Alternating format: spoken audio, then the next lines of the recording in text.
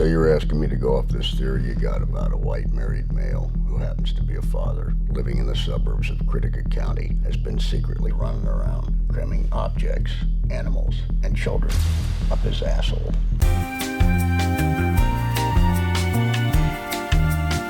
Are you ready for the magnificence that is Butt Boy? Welcome to the world of Butt Boy. This sounds like the intro to like some sort of really low budget porn series.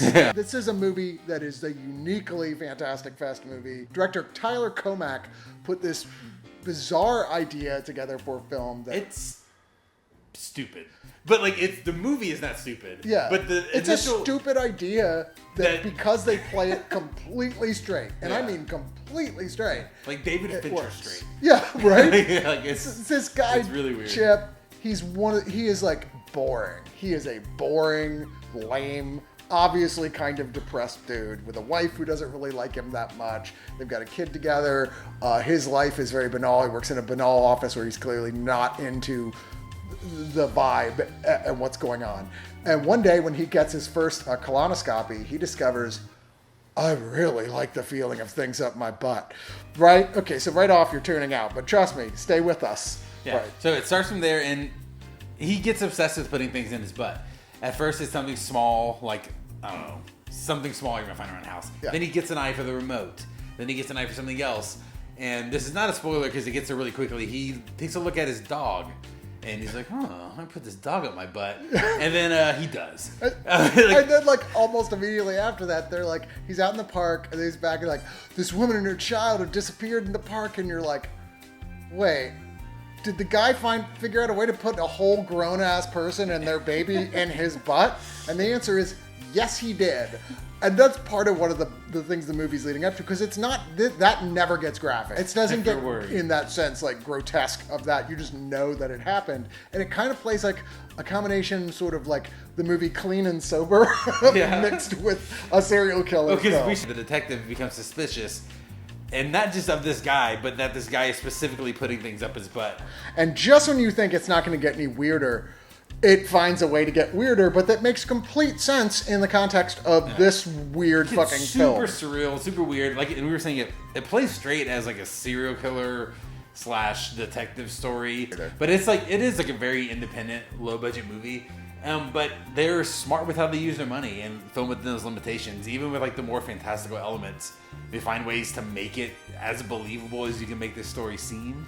Yes. At least within the world they created. It never looks like, oh, what the hell is this? Like, it all makes sense. I saw this in the midnight screening. People were laughing, people were drunk, and people like cheered like crazy at the end of this movie. It was a big crowd pleaser. I can't believe that I actually like this movie. When I looked at the description, I went, this is not a Chris movie. I can tell. But I think it really is that they never do choose to go graphic, that they do play it completely straight, that it's absurd, that it doesn't notice that it's absurd, that makes the movie as good as it is. And opposite of you, I simply saw the title of this movie and said, I'm going back. You're going to see I'm going to see Butt Boy. Yeah. And it did not disappoint. Is that about it? Uh-huh. You know, when you hear it's going to be a Nicolas Cage movie at Fantastic Fest, you're already kind of excited. And then you hear it's based off a Lovecraft story, and Color Out of Space just kind of was a must for me. Man, I had a very different entry point than you did. I heard Richard Stanley is directing the movie again, which I have watched all of his movies, which is not hard because there's only like 3 others, and was just instantly sold. But yes. Well, Color Out of Space is kind of a weird one. It's this family living out in the woods. Nicolas Cage is the father. So basically, they're living their lives. There's some guy who comes out and says, hey, I'm checking the water tables. And you know, the daughter is kind of into him, whatever. But then, in the middle of the night, a goddamn meteor crashes in their backyard with a bright pink glow to it. Slowly, things kind of deteriorate for the family. First, Jack is completely mute. Then all these pink plants keep showing up in their yard. And it's just like, oh, that's just nature. It's fine. But slowly but surely, you kind of see that the mother gets kind of more distant and weird. Nicolas Cage just starts getting weirdly more into his sarcastic dad voice, which sounds a lot like Donald Trump for some reason. That kind of ruined it for me. The pothead son is just losing track of time frequently. Well, and this is where we get into the H.P. Lovecraft of it, because they never really define what falls down. Like, yes, it's a meteor. It's kind of represented by this pink-purple color. And we see the effect it has on the environment and on the people. Like trees start growing tentacles and things get increasingly more unearthly. But, it's Lovecraft. So it's trying to show that thing which he is always very general about in his books because it's supposed to drive you mad just by seeing it. Lovecraft stories are pretty much like, I'd tell you about it, but it's too scary, you wouldn't believe me. And that's kind of what this movie is we're watching one of these otherworldly things wreak havoc on this family and the area around them.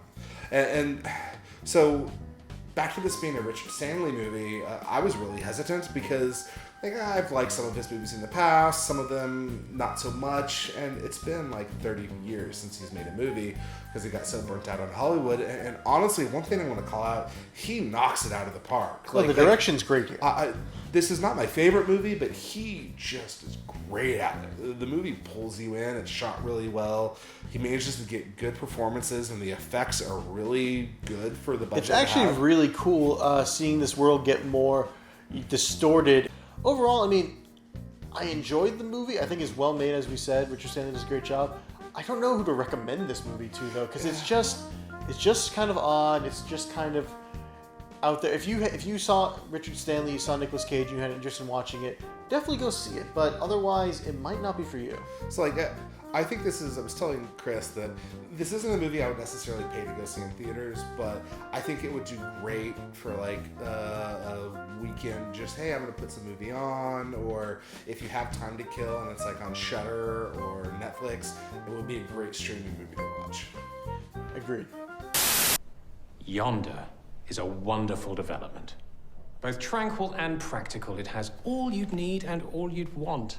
And as for the prices, it's no wonder these houses are getting snapped up.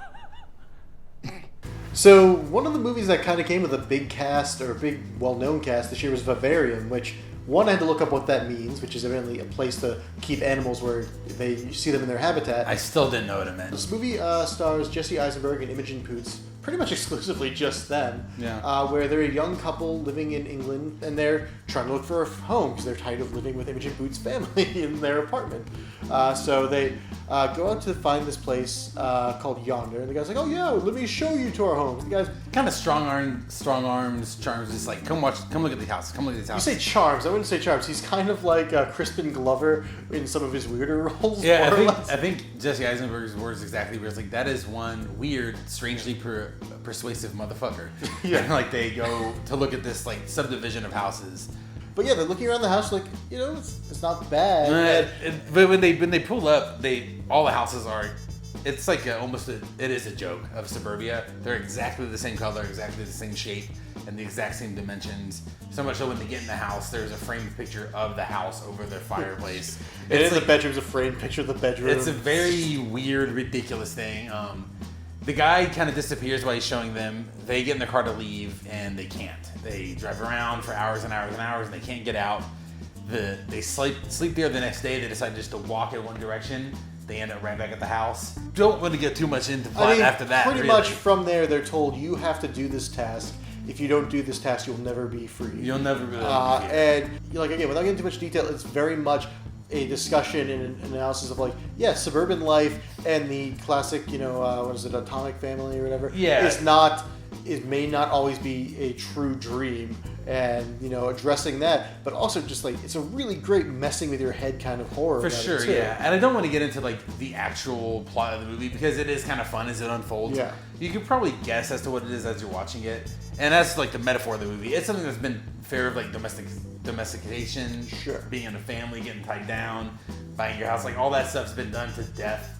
And this one doesn't really do anything new with it except for it just does it really well. It's style, yeah. It's a really well done thing. The performances are incredible. And there's just enough creepy shit happening throughout where it piques your interest. Yeah. And it builds to a really satisfying climax. Literally, the third act just completely feels like a completely different gear in the best way. Where it's just wow, I was not necessarily seeing it getting to this. They don't softball you into the showing the metaphor more. They just and here's our end. Best of luck with that. It's one of the strengths of it is its metaphor is really obvious, so they don't really have to have it revealed. And this is what it means.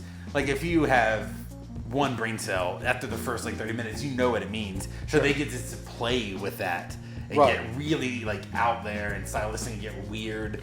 Right, and I gotta say, I love Poots and Eisenberg together. Their chemistry is fantastic, and then their individual scenes, you get to see how this kind of stress would play out in a real relationship. And I just kind of adore the movie more than I expected I would, partially because just they work so well together. Yeah, it's like, oh, this is actually really fun, and it's brisk, and it's cool, and it's like, oh, this is kind of creeping me out. And by the end of it, it's like, I had it pegged from the beginning, and I didn't care. Like, it's just so much fun to watch. It's so pleasantly unsettling, and just a great time. Definitely, if you liked anything we said about it, you should probably check it out. Yeah. Where's it located? Near enough. And far enough. Just the right distance.